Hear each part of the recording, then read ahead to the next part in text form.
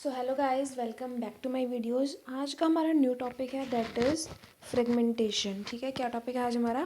That is fragmentation. कल हमने किया था एक short numerical on the basis of partition और मेमोरी एलोकेशन। आज हम पढ़ेंगे फ्रेगमेंटेशन। ठीक है, फ्रेगमेंटेशन हम पढ़ेंगे। फ्रेगमेंटेशन में होता क्या है? फ्रेगमेंटेशन की इंट्रो सबसे पहले आती है।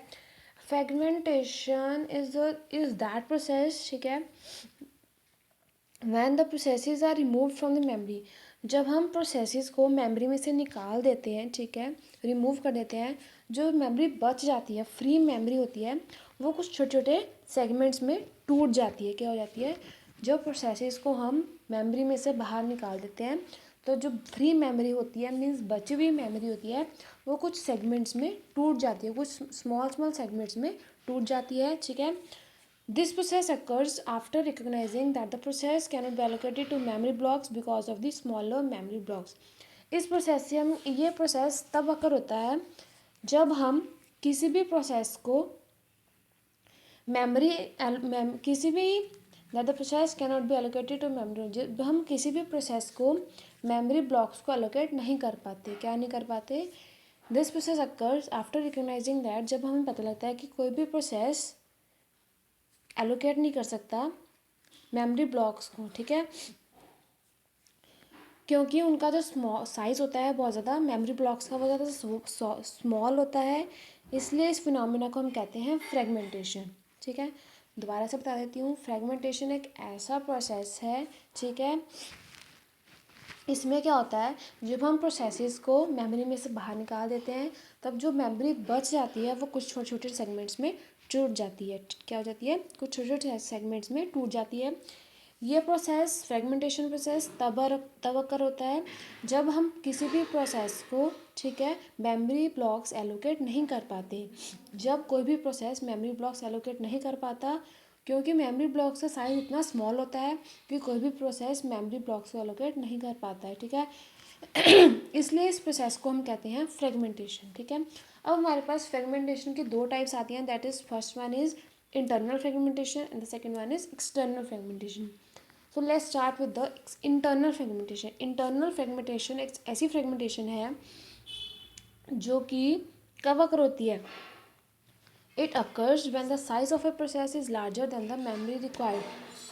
ये फ्रेगमेंटेशन तब अकर होती है जब एक प्रोसेस का साइज बड़ा हो।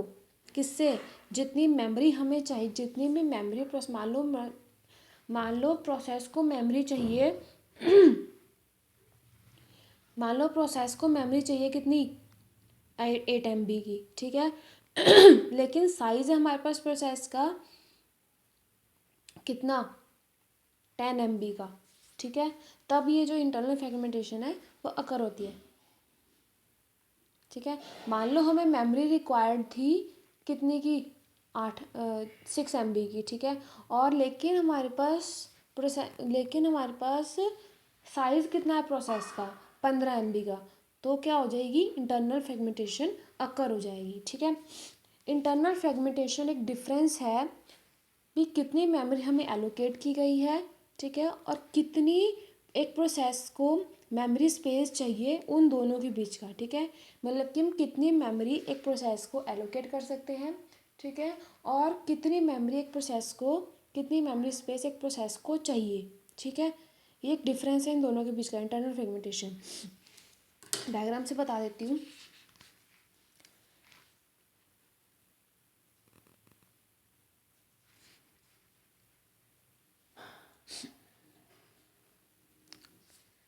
This is a diagram of internal fragmentation. ठीक है, दैट इज फ्रेगमेंट,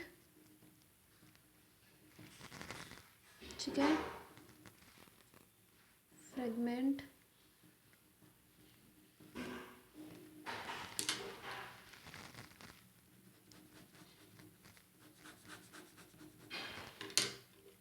ये जो स्पेस ये हमारी आती है यूज्ड स्पेस, मतलब कि जो स्पेस है हमने यूज़ कर ली है, ये हमारी used space, that is assigned space. ये स्पेस हमें असाइंड हो चुकी है। ठीक है, ये भी है असाइंड स्पेस। ये जो डायग्राम है ये इंटरनल फ्रेगमेंटेशन की है।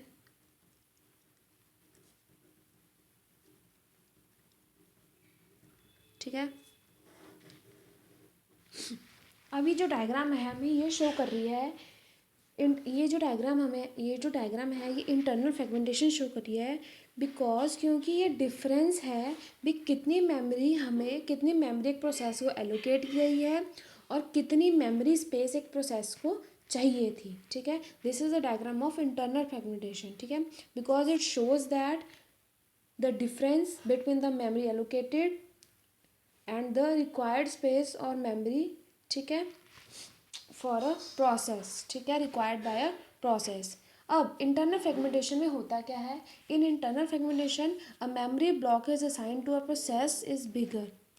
जितना भी मेमोरी ब्लॉक एक प्रोसेस को असाइन होता है बहुत ज़्यादा बड़ा होता है। ठीक है, बिगर होता है। Some portion of the memory is left unused, कुछ पोर्शन है जो मेमोरी का वो बच जाता है। क्या हो जाता है, बच जाता है, जिसको हमने यूज़ नहीं किया हुआ होता है। ठीक है, इसलिए उसको हमने यूज़ नहीं किया हुआ होता है, कुछ पोर्शन है जो मेमोरी का वो बच जाता है जिसको हमने यूज़ नहीं किया होता है। इसलिए उस प्रोसेस इसलिए उस पार्ट इसलिए उस मेमोरी बचे हुए मेमोरी के पार्ट को कोई दूसरा प्रोसेस भी यूज़ नहीं कर पाता है। ठीक है, ये जो प्रॉब्लम है इंटरनल फ्रेगमेंटेशन की तब अकर होती है जब मेमोरी किस में डिवाइड होती है, फिक्स साइज पार्टीशंस में। जब मेमोरी डिवाइड हो जाती है, जब जो इंटरनल फ्रेगमेंटेशन की प्रॉब्लम है वो अकर होती है। जो प्रॉब्लम है ये इंटरनल फ्रेगमेंटेशन की, अकर तो कैसे हमें पता लग गया। ठीक है, लेकिन हम इसको रिड्यूस कैसे कर पाएंगे। जो प्रॉब्लम है इंटरनल फ्रेगमेंटेशन की, इसको रिड्यूस कर सकते हैं। The problem of internal fragmentation is reduced by effectively assigning the small partition. उसको हम एक स्मॉल पार्टीशन असाइन कर देंगे। ठीक है, बट हम उसको स्मॉल पार्टीशन तो असाइन कर देंगे, ठीक है, मेमोरी का, लेकिन हम उसकी मेमोरी का पार्टीशन तो हम स्मॉल कर देंगे, लेकिन उसके प्रोसेस को बहुत बड़ी जगह चाहिए होती है। ठीक है, हमें उसके प्रोसेस को एक बहुत बड़ी जगह साइन करनी पड़ेगी, लेकिन उसकी मेमोरी के पार्टीशंस को बहुत ज़्यादा स्मॉल हिस्सों में डिवाइड करना पड़ेगा, तब इस प्रॉब्लम को हम इफेक्टिवली रिड्यूस कर पाएंगे। ठीक है, ये था हमारा इंटरनल फ्रेगमेंटेशन। अब आते हैं हम हमारी एक्सटर्नल फ्रेगमेंटेशन। एक्सटर्नल फ्रेगमेंटेशन की मैं एक डायग्राम बना देती हूँ, उससे समझेंगे। ठीक है,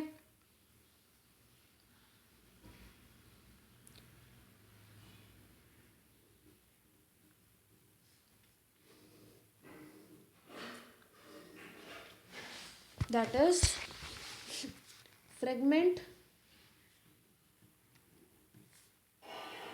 ठीक है, दैट इज लेफ्ट पार्ट। ठीक है, that is fragment, that is left part,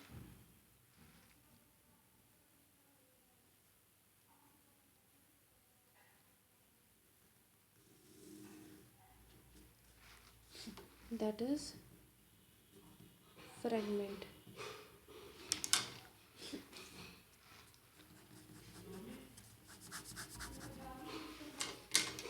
ये है हमारे पास 40 KB, that is 10 KB and that is 5 KB। ठीक है, ये है हमारा असाइंड स्पेस, ये हमारी असाइंड स्पेस है,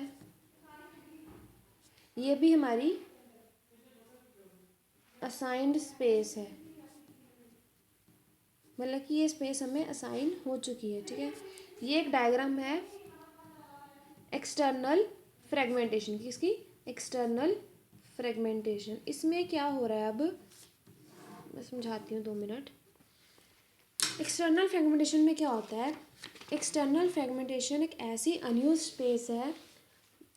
external fragmentation is the unused space that is left between the fragments of non contiguous memory. ये एक ऐसी अनयूज्ड स्पेस है, ठीक है, जो कि बच जाती है।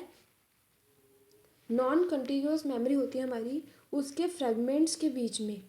ये एक हमारी नॉन कंटिन्यूअस मेमोरी है। कौन सी मेमोरी है, एक हमारी नॉन कंटिन्यूअस मेमोरी है। इसके बीच में जो फ्रेगमेंट्स हैं, इसमें जो अनयूज मेमोरी बच गई है, ये जो मेमोरी बच गई है, दैट इज एक्सटर्नल फ्रेगमेंटेशन। ठीक है, these unused spaces are too small, ये जो स्पेसिस हैं जो यूज नहीं हुई है ये बहुत ज़्यादा स्मॉल है। ठीक है, इसलिए इसको these unused spaces are too small to help a new process, ये एक नया प्रोसेस बनाने में बहुत ज़्यादा स्मॉल है। इनको हम अगर हम इस अनयूज स्पेस को यूज़ करेंगे एक नया प्रोसेस बनाने में, उसके लिए ये जो जगह है बहुत ज़्यादा कम है। ठीक है, स्मॉल भी है ये। ठीक है, the total memory space is enough to specify a request और to reside a process in it, but it is not continuous, it is can not be use. ठीक है, जो हमारे पास टोटल मेमोरी स्पेस है, ये जो पूरी टोटल मेमोरी स्पेस है वो बहुत ज़्यादा है। ठीक है, एक प्रोसेस की रिक्वेस्ट को सेटिस्फाई करने के लिए, बट ये कंटिन्यूस नहीं है। क्या नहीं है ये? एक कंटिन्यूस मेमोरी में नहीं है, ये एक नॉन कंटिन्यूस मेमोरी में है। सो इसलिए इसको हम यूज़ नहीं करेंगे, इस पूरी मेमोरी को यूज़ हम नहीं करेंगे। ठीक है, क्योंकि ये एक नॉन कंटिन्यूस मेमोरी की फॉर्म में है, कंटिन्यूस मेमोरी की फॉर्म में नहीं है, इसलिए हम पूरी मेमोरी को इसको यूज़ नहीं करेंगे। इसके हम कुछ छोटे छोटे पार्ट्स लेंगे। ठीक है, एक नया प्रोसेस बनाने के लिए। ठीक है, एक्सटर्नल फ्रेगमेंटेशन तब अकर होती है जब पूरी मेमोरी, ठीक है, पूरी टोटल मेमोरी कुछ छोटे छोटे किस में डिवाइड हो जाती है, memory partitions of variable size. External fragmentation occurs when the total memory is divided into memory partitions of variable size. ठीक है, जो साइज है इन पार्टीशंस का वो डिपेंड करता है, किस पे डिपेंड करता है, the size of these partitions are depend on the size of the process.